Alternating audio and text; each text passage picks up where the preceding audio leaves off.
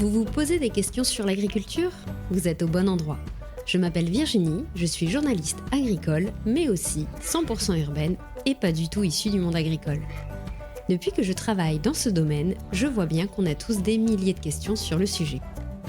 Dans Agriquois, j'ai décidé d'essayer de répondre à toutes ces questions qu'on n'ose pas poser. Bonne écoute! Bonjour tout le monde et bienvenue dans le podcast Agriquois. Durant le mois de décembre, je vais répondre aux questions que vous m'envoyez dans le cadre de la lettre au Père Noël agricole. N'hésitez pas si vous avez une question, je vous mets le lien en description. Dans cet épisode, je ne réponds pas à une question, je fais une interruption des programmes parce que, au vu de l'actualité, je tenais à parler du loup. Le comité permanent de la Convention de Berne a décidé le 3 décembre, il y a 3 jours, le changement du statut du loup, passant de strictement protégé à protégé. Qu'est-ce que ça change ? C'est le sujet de l'épisode du jour. Ça fait un petit moment que le loup est une espèce strictement protégée, depuis 1979 exactement, à la signature de la Convention de Berne. La Convention de Berne, c'est un traité international qui vise à protéger la biodiversité et qui est composé de 49 parties, dont l'Union européenne.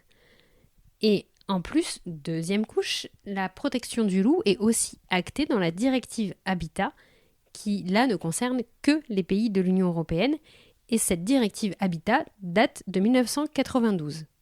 Donc il y a 2 couches qui actent le statut du loup. Qu'est-ce que ça veut dire strictement protégé ?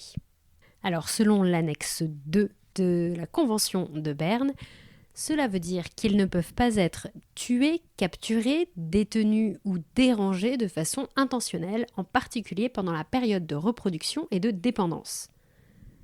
Pourtant, si vous suivez l'actualité, vous savez qu'en France, il y a des autorisations de tir pour pouvoir abattre des loups.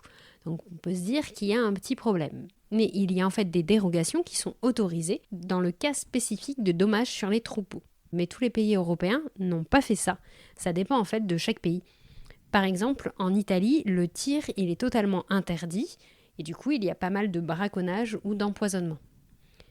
Et donc ça, le statut de strictement protégé, c'était les règles jusqu'à maintenant. Mais en 2023, Ursula von der Leyen, donc la présidente de la Commission européenne, a proposé de changer le statut du loup. Elle ne pouvait pas juste changer la directive Habitat, puisque sinon il y aurait une incompatibilité avec la Convention de Berne, donc il fallait changer la Convention de Berne. C'est donc ce qu'elle a fait.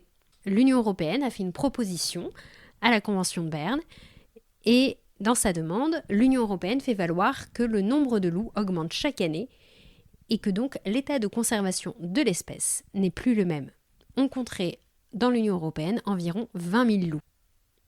Le changement de statut a été accepté le 3 décembre par le comité permanent de la Convention de Berne. C'était pas gagné, La Suisse avait demandé la même chose en 2022 et ça lui avait été refusé.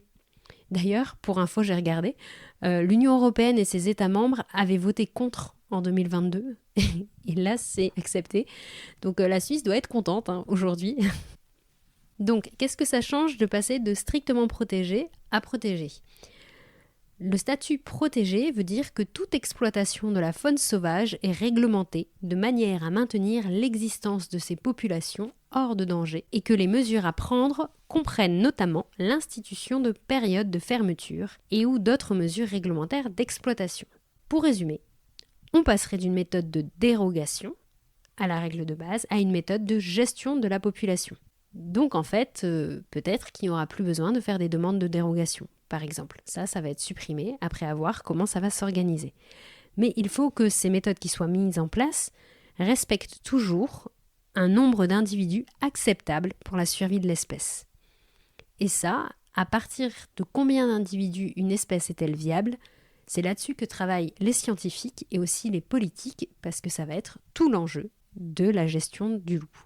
Et d'ailleurs, c'est difficile d'en dire plus sur les conséquences que va avoir cette action, parce qu'en fait, ça va dépendre du choix de chaque pays. Par exemple, en France, aujourd'hui, ce sont les louvetiers qui peuvent abattre des loups dans le cas de la régulation. Mais on peut imaginer que peut-être les chasseurs pourront aussi tirer sur le loup dans les prochaines années. On peut aussi imaginer des périodes où le tir est formellement interdit et autorisé à d'autres moments. Bref, ça va vraiment dépendre de chaque pays. Mais c'est pas terminé, c'est pas parce que le comité permanent de la Convention de Berne a dit OK que tout est fait. En fait, il faut attendre 3 mois avant la mise en application de ce changement. Elle peut être bloquée si au moins un tiers des parties de la Convention de Berne s'y opposent.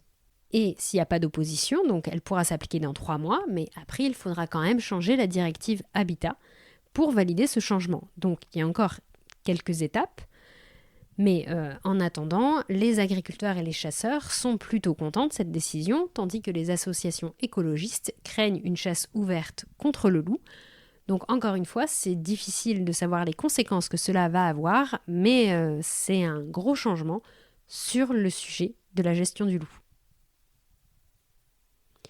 Voilà, j'espère que cette nouvelle lettre au Père Noël agricole improvisée vous a plu.